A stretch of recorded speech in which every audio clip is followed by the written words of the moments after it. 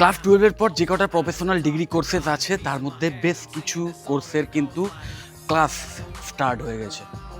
Professional degree কোর্সগুলোর কথা বলছি এবং 2024-25 সেশনের কথা বলছি।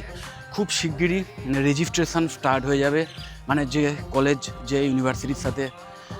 অ্যাফিলিয়েটেড আছে সেই সমস্ত কলেজে যখন ইউনিভার্সিটি রেজিস্ট্রেশন একবার স্টার্ট হয়ে যাবে এবং সেই রেজিস্ট্রেশন প্রসেস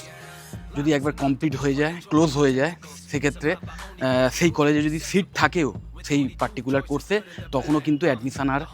সম্ভব নয় এই বছরের জন্যে। বিশেষ করে তোমরা যারা বিভিন্ন প্রফেশনাল ডিগ্রি কোর্স করতে চাইছো, তার মধ্যে যেটা সবচেয়ে বেশি আমার মনে হয়, যে কটা প্রফেশনাল ডিগ্রি কোর্সেস আছে তার মধ্যে সবচেয়ে যেটা জব ওরিয়েন্টেড বেশি, মানে যে কোর্সটা কমপ্লিট করার পর চাকরি পাওয়ার সম্ভাবনা সবচেয়ে বেশি, সেটা হচ্ছে bachelor of medical laboratory technology বা বিএমএলটি। তোমরা নিশ্চয়ই জানো